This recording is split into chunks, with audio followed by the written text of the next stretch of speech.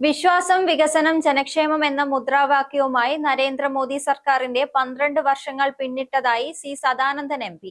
ഭാരതത്തിന്റെ ചരിത്രത്തിലെ ഏറ്റവും സുവർണവും നാഴികക്കല്ലുമായ സുപ്രധാന വേളക്കാണ് രാജ്യം സാക്ഷ്യം വഹിച്ചുകൊണ്ടിരിക്കുന്നതെന്നും സി സദാനന്ദൻ എം പി പറഞ്ഞു.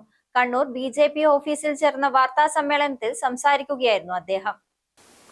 വികസനോന്മുഖമായ നടപടി സ്വീകരിച്ചുകൊണ്ട് എല്ലാ മേഖലയ്ക്കും തുല്യ പ്രാധാന്യം നൽകിക്കൊണ്ട് ഈ പറയുന്ന ഏറ്റവും അടിസ്ഥാനപരമായ സൗകര്യങ്ങൾ പ്രദാനം ചെയ്തുകൊണ്ട് മുഴുവൻ ജനങ്ങളിലും ആത്മവിശ്വാസം വളർത്തിയെടുത്തുകൊണ്ടുള്ള നടപടികൾ മോദി സർക്കാർ സ്വീകരിച്ചു വരികയാണ്. അതിൻ്റെ ഗുണഫലങ്ങൾ നാം കണ്ടു തുടങ്ങിയിട്ടുണ്ട്.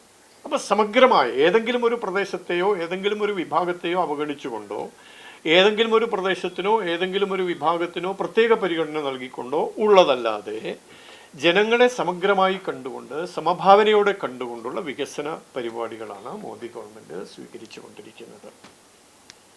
അപ്പോൾ ഇത്തരം കാര്യങ്ങൾ ഈ 12 വർഷം പൂർത്തിയാകുമ്പോൾ എന്തുകൊണ്ട് ജനസമക്ഷം അവതരിപ്പിക്കുന്നു എന്ന് ചോദിച്ചാൽ ഇനി അങ്ങോട്ടുള്ള കാലഘട്ടത്തെക്കുറിച്ചാണ് ആ ചോദ്യത്തിനുള്ള ഉത്തരമായിട്ട് അല്ലെങ്കിൽ അത്തരം ഒരു സാഹചര്യത്തിൽ പറയാൻ സാധിക്കുക.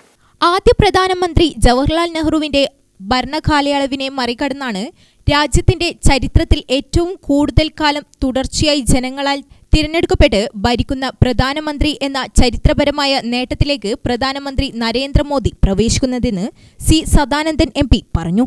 കഴിഞ്ഞ 12 വർഷം സമാനതകളില്ലാത്ത വികസനമാണ് നടന്നത്.